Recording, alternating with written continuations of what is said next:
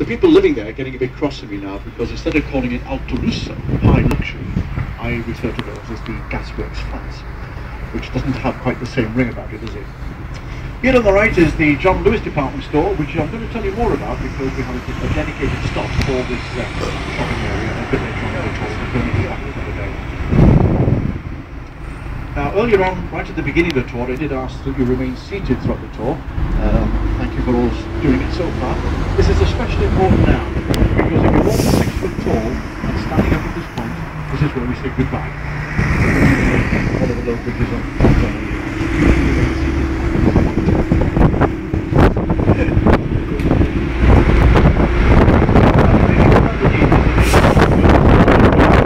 and in the old days, it was the demarcation line, if you like, between the town of Cardiff and the Dockland area of Cardiff ahead of us. At one time, there were more than 300 deep pit coal mines to the valleys of the north of Cardiff. Today, following the decline of the coal industry and the closure of the collieries, I'm afraid there's not one single colliery left in the South Wales mining field. And of the 6 huge docks down in Cardiff, only 2 are still operational. It's true to say that by the end of the 1980s, much of the southern area of Cardiff ahead of us was virtually derelict, a no-go area. This couldn't continue, so in 1987 the Cardiff Bay Development Corporation was formed, and its job to regenerate a huge area on the southern part of Cardiff. So for the next 20 minutes or so, we're going to find out why Cardiff is now known as one of the fastest growing capital cities in Europe. We're going to take you on the former Dockland area, which has now been renamed Cardiff Bay.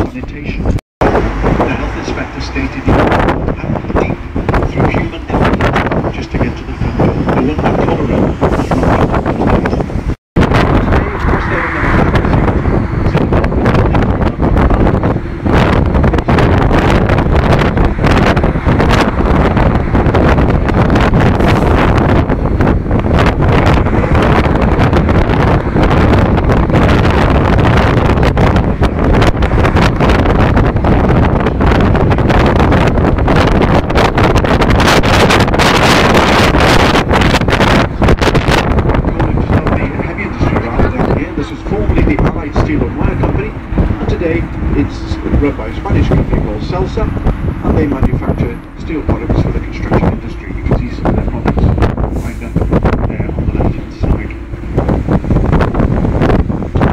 But directly ahead of us, beyond the trees here, we've got the docks of today. Only 2 survive, as I mentioned. They're called the Alexandra and the Roth Dock. I've got the coal on the dock side.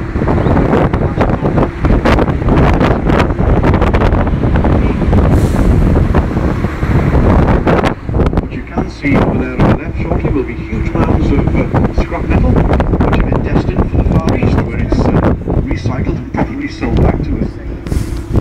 Also on the docks there you've got things like dredged sand, timber, concrete, and general products now coming in and out of the port of Cardiff. And these days about 900 ships a year make use of Cardiff docks, and that sounds quite a lot, doesn't it?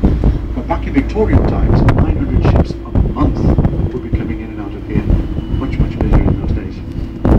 Here in front of us, some of the hundreds, possibly thousands of flats down here now. The ones just on our left are some of the original ones going back some 25 years. And here now on your left are some of the latest ones.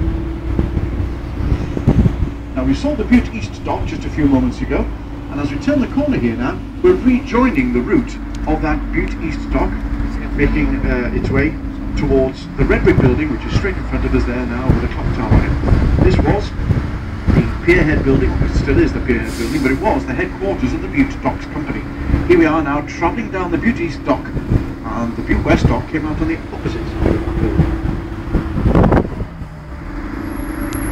All the traffic lights here in the left corner, another Red Brick building with flagpoles outside. One side of the building says Cynulleidfa for Cymru, the other says National Assembly for Wales, all of our assembly offices. Straight down the street in front of us, the second building on the left there, the glass building with the canopy, that's the Senate, or the Senate, the debating chamber of our National Assembly. And you can go in there free of charge.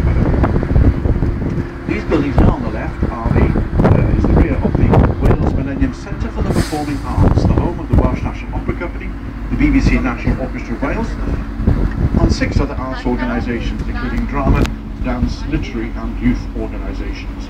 All Welsh materials used in this construction, as you can see: Welsh slate, steel, iron, glass.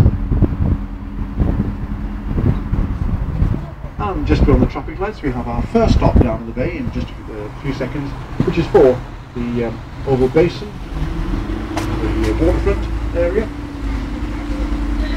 If you want to get off and spend some time down here, you're more than welcome to do so. Buses pass here every half an hour. We're due here at 25 minutes past the hour and 5 minutes to the hour throughout the day. If you're not wanting to get back to the castle, don't forget our last bus back to the castle is at 5 minutes to 5 this afternoon.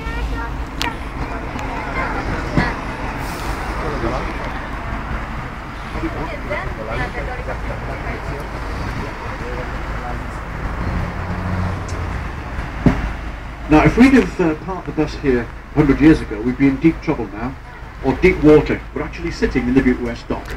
It would have come right underneath the bus here, out there on your left to that open space, making its way down to the water.